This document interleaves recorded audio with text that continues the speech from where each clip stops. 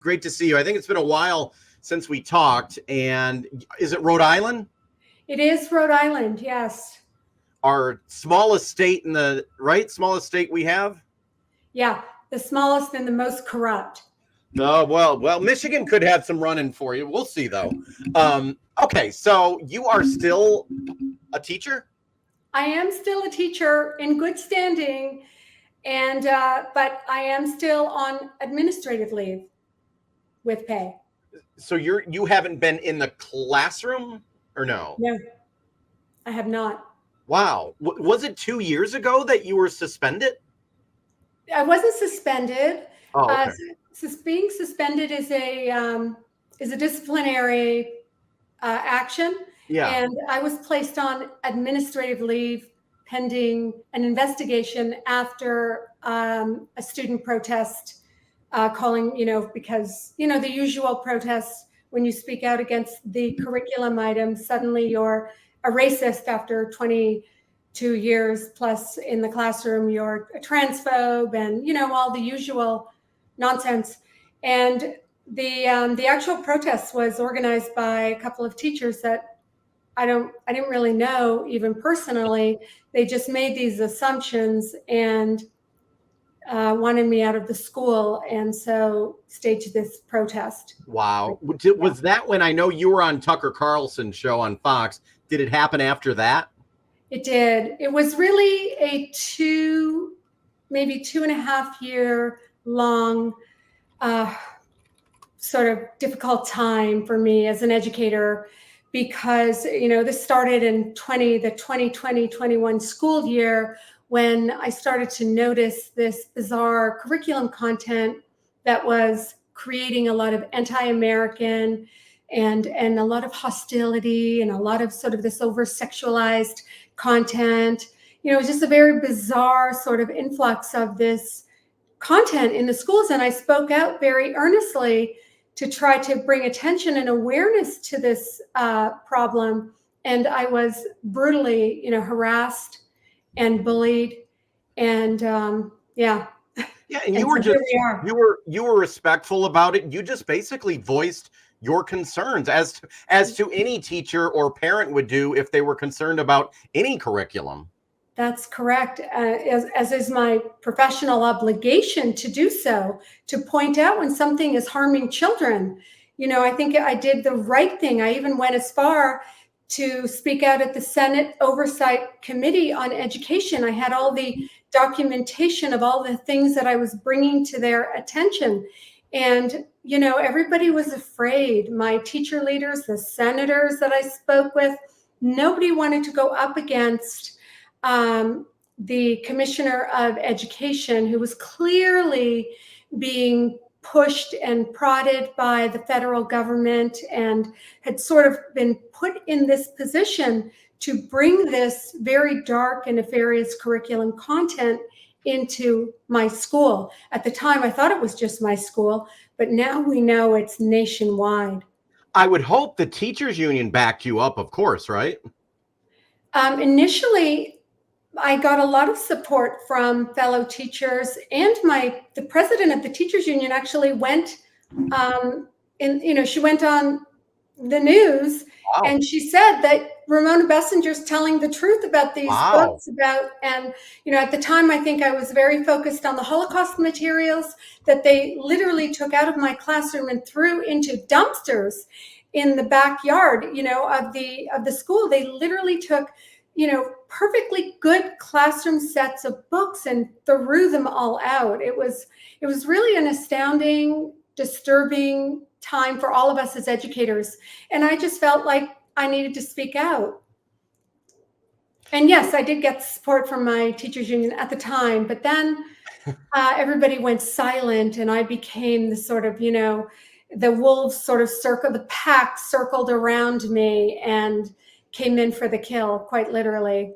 Well, I think more people over the time, and maybe I hope you're feeling it, they are supporting you. Yes.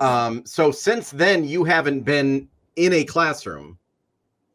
Well, I think that was in 22. I was placed on administrative leave, but 2021 school year, a whole bunch of other things happened as well to me for speaking out. But, I just sort of took it one step at a time and felt that I had a very important story to tell, one that was, needed to be revealed and spoken about by a teacher, because there are currently so many teachers are afraid, and rightly so, to speak out, because you go home at the end of the day after being harassed by administrators and being sort of isolated by your peers. It's a very, very difficult and toxic environment to be in, especially when you're coming from a place of caring and concern. Do you think, and then we'll get to the questions I have, but I have a feeling there were teachers probably that worked beside you who felt the same way, but were probably afraid to speak up? 100%. In fact, several principals in private reached out to me to say that they would speak on my behalf, but they were they were afraid at that time. And, since then, other teachers and some students have messaged me privately to show support. And certainly I have a lot of support in the media and social media and in my community. Yeah. Okay. So I'm in Michigan. You're in Rhode Island. It seems like things start in California or Washington. You hear about the craziness there sometimes. But in Michigan, since I've talked to you last, there's been, it seems like, a change. One story I did, a local school district is now allowing the student to decide which bathroom they use because of their gender. In Michigan, law changed. It was more of the law changed to protect LGBTQ rights a little more, but now a lot of the schools are afraid of being sued, so they're opening up that sort of thing. So we had that issue, and we're also having several districts with the curriculum concerns dealing with what you're dealing with, and we're feeling it's happening in Michigan even more. It was isolated, but now it's like I get messages from parents all over that are concerning. Why are school districts, and we may not know the answer, but maybe we can guess, why are they trying to push social issues into education when it should be, my opinion, I'll give my opinion, it should be more about math, reading, history. Why are they going towards the social part of things? Well, social issues have always been a part of education, and that's a good thing, to create healthy debate in the classroom over, atrocities that have happened throughout history, conflicts and difficulties that might be presented in novels and literature. So social issues are not really the issue. The issue is the politicizing of curriculum and using children to as activists. They're weaponizing the children. That is the problem. Let me correct myself. Maybe it was social agenda, I would say, because social issues, everyone needs to learn about certain things, but when you start pushing a certain agenda, that's when there's a problem, because I want my child to be well-rounded and well-versed in everything, but I don't want, for example, my child learning about certain things that some that are not age appropriate. Yeah, not age appropriate. And that part of it hasn't been like that over the past 20, 30. When did that start to change? Was it during COVID, or did parents and school people like you just wake up? When did it enter the education world?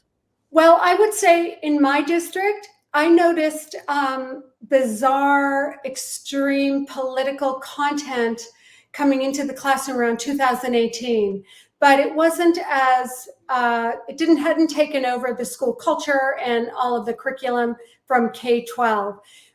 In 2020, an entirely new curriculum platform was brought into the schools in Rhode Island, and all our universal vetted literature was thrown out. And the reason for this sort of highly politicized content was because, the school administration would say that, well, kids need something that they can relate to. And so in an urban community, they can only relate to racism. They can only relate to being being subjugated by racism. And so we have to have all our literature that shows white people as racist and Black people and brown people as the victims of racism. That is the way it would be justified. Of course, we as adults and educators and moms and dads know very well that that is simply not true. That is not the, predeterminate factor in kids learning. But that's the way it was brought into the schools in 2020. Prior to that, I think there was a slow rollout, starting with the Obama administration, and this sort of push for, at the time, what was called multicultural literature, multicultural education, which, we all embrace, because who wouldn't want the multicultural elements to be discussed, right? Yeah. But then that sort of morphed into this very hardcore, what I call, neo-Marxism, cultural Marxism, but certainly there's this sort of thread of Marxism, or, some sort of neo-Marxism, if you will, embedded in the materials. And that came in during COVID and post-COVID. It's very interesting, because I remember, I'm 49 years old. When I was in school, I didn't even know where my teacher stood on anything, really. It was just the teacher was the teacher. And I remember doing a story about a year ago in a local district here. The teacher had political, flyers and stuff all over the room. And it just didn't seem like, when I was younger, it was more about the basics. And yes, we learned about slavery, everything that, and you need to learn about that. But it just seemed like there was an agenda. Now, you're not the only one that noticed this. Parents are noticing this. And at least here in Michigan, we are losing a lot of students in public schools. They're going to either like private or charter, or the homeschooling numbers are taking off big time. I don't know if that's happening around where you are or not, but it's happening here. And I think some parents are just frustrated. Oh, yeah, they're frustrated. And rather than engage in being a target, or put themselves out there and have their children be a target, because all of those things actually do happen if you speak out against this regime. Rather than do that, parents are quietly taking their children to other schools, a lot of homeschooling. But yeah, there is an exodus out. Enrollment is down for sure. Have things changed in your district or in the state of Rhode Island? Are things changing? Are they sticking to their guns and not adjusting or revising the curriculum? Are they listening? Well, when you say they, if you mean the politicians, the Senate oversight politicians, school board, those who set the curriculum, I guess. No, because it's political, right? Like the Commissioner of Education here in Rhode Island is being advanced and pushed and encouraged by the federal government. This comes directly from the federal government through executive orders down to the U.S. Department of Education and then to the states. And depending on what state you're in, like Florida, for example, there's a hard push to get DEI content, political content, this highly sexualized content out of the schools. And they're somewhat successful, although not 100%. Whereas here in Rhode Island, we're sadly a Democrat-dominated state. And so the Commissioner of Education, appointed by Gina Raimondo in 2019, a hard Democrat, there was sort of hired for this job to bring this content in. And so, it's a very difficult thing to get out, because they have an agenda. And so what they do to people like me is they're trying to push me out of the profession. They try to disgrace and humiliate and bully into submission. And it works. A lot of teachers are just leaving rather than fight. Someone in the comments, actually, I'm on Locals right now. They actually just said I think their wife retired early because she didn't want to fight it. She just walked away when she still had years left, because I think she knows if she would have stepped up, the opposition she would have faced. Oh, it's brutal. There were times that were very, very difficult for me and painful, because everybody was afraid to be my friend at school, and I sat by myself a lot of times. In faculty meetings, I was not welcome in groups, because nobody really wanted to be associated with me, because everybody was afraid for their job. And if you're a teacher out there in Michigan or any state across the country, you know what I'm talking about. So those days were very, very difficult. now, around that time in July of 21, I received some really amazing help from Judicial Watch, and I have a great attorney currently that works.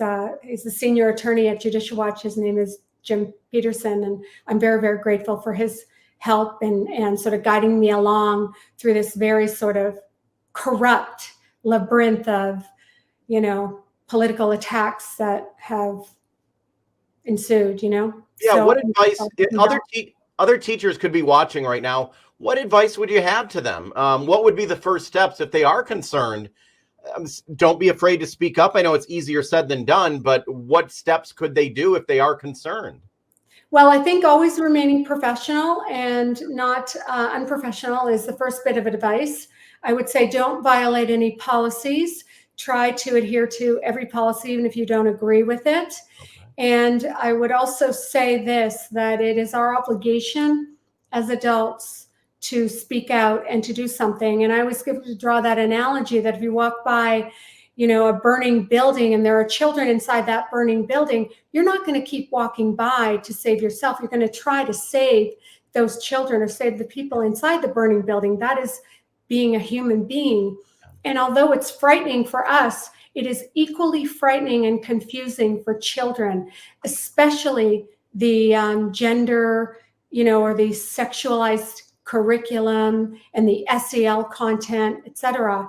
And more importantly, if you're a teacher in any school system, well, you know that they're actively changing policies to separate children from families and to allow school districts to have control over children. So that is even a more sinister, worrisome trend that is occurring. So I would say this to teachers: you have more clout than you may realize. It's not going to be easy to speak up, but you have to speak up. And it's our obligation as human beings and adults to protect children. And so I would say do so. And there's help along the way. There are, Judicial Watch is there. There are other attorney groups. I'm partial, of course, to Judicial Watch. I'm very, very grateful for their help. There will be help for people who feel like me that are being victimized or harassed. But it is very, very important to remain professional and to be as polite as possible, because they will get you on that if you're not. Oh, yeah. Great advice. And for parents, I think more parents are starting to wake up and not be as afraid. And I'm assuming your advice to them would be go to school board meetings, write letters, get involved, right? Oh, absolutely. Form a parent group. I have a great parent group and we're very active. We watch hours and hours and hours together, of the school committee meetings, the subcommittee meetings where they're changing all these policies and bringing in all this bizarre Marxist curriculum content. We have been on them every step of the way. I'm a big emailer, a big believer in putting things in writing and documenting and letting them know that they are being watched by parents and educators and that we know what they're doing. And so to the parents out there who might be afraid that their child might be targeted, your children, if you say nothing, are going to eventually be targeted. And that's a fact. This is a hard thing for all of us to grapple with as normal human beings, to see that children are being weaponized and that our curriculum has been, and our, the sort of infrastructure of K-12 education has been taken over by this sort of nefarious agenda. It's hard for us to come to terms with that because we want to believe that help will be on the way or somebody else is going to, rectify the problem. The fact is, no one is going to, we all have to do our part. We all have to speak out and it will be okay. So that's the advice I want to give, is to just speak out, protect your children. Gotcha. I appreciate that. And as for like the teachers union, Randy Weingarten, the head people with teachers unions, many times it's sad, but I'm learning it seems like they care more about politics than the actual child themselves. Like Randy Weingarten is the head of the union, right? Nationwide. It seems like she herself, I've never met her, but cares more about what the president thinks or the politics or how much money's coming in. you would think it should be about the children, but it's not. And that's sad. She's pushing an agenda, and she's especially pushing this bizarre, I would say gender or sexual transition theory in the school. She's pushing all of that, and shame, shame, shame on her. She's an evil person. And I really mean that. I think that there might very well be some, truth to the fact that there is a spiritual warfare taking place. And there is a real struggle between good and evil. And I see Randy Weingarten and others who are involved in the union and pushing this agenda at the federal level as sort of useful idiots, or if you will, or just, just pathetic sort of evil characters in this whole, agenda we're seeing roll out. I mean, who could do that but a truly damaged and sick individual? And so that's where I place her. Gotcha. This actually, and this is the first time I'm going to say this. Do you have a couple more minutes? Is that okay? I do. Yes. Okay. My wife and I, we have a 7 and 11-year-old. I keep them off social media. I keep them off here because there's crazy people out there, but they go to a school where they have something called an accelerated reader program, where they have to, if they read certain number of books, you get points or whatever. And my wife was at a thrift store, and she saw a book that she thought, oh, this would be maybe age appropriate for my 11-year-old. And my wife bought it, and it was like $2. And she looked on the accelerated reader program, and which is coordinated. I looked into it. They're a federal organization. They get funded by the feds. And my wife started reading the book, and they started talking about sexual things that I can't even say on here, and positions and this and this. And my daughter, let me think, 11, she's in 5th grade, and it said it was age appropriate for that. So I'm working on an investigation about that, because the list, the accelerated reader program, I doubt the school even knows that book, it wasn't in the school. She found it at a bookstore, but it was sad that a approved book was on any program that had that sort of. My wife was like, wow, you don't even see some of this, or you have to open I have to say, a Playboy or something to see this. It was my wife that it hit us personally, because she thought it had a cool little cover. She thought it was a fun book for my 11-year-old, but my wife thankfully looked at it first, and I was shocked. Yeah.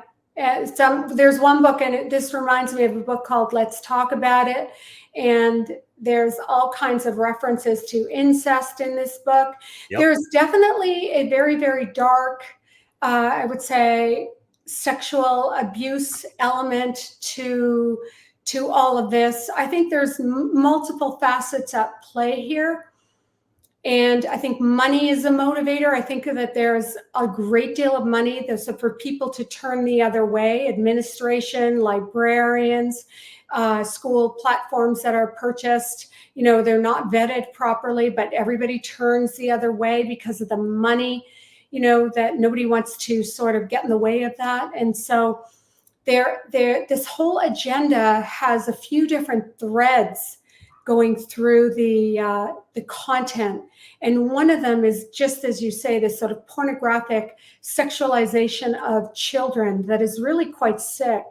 And there is truly a belief, even from one senator. We have one senator here in Rhode Island that believes that children in kindergarten should be taught about anal sex and masturbation.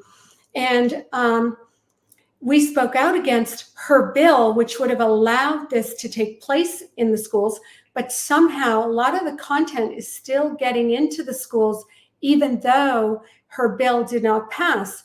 But this, bizarre desire, fascination, pedophilia, sexual, whatever, there's that thread is common. And I think there are pedophiles that are feeling emboldened to talk about these things openly. And it's really frightening to me as a mother.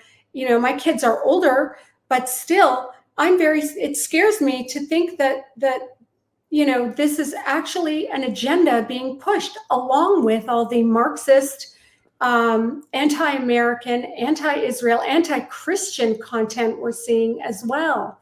Yeah. So all of this is alarming. And my wife just came down and handed me, this is the book.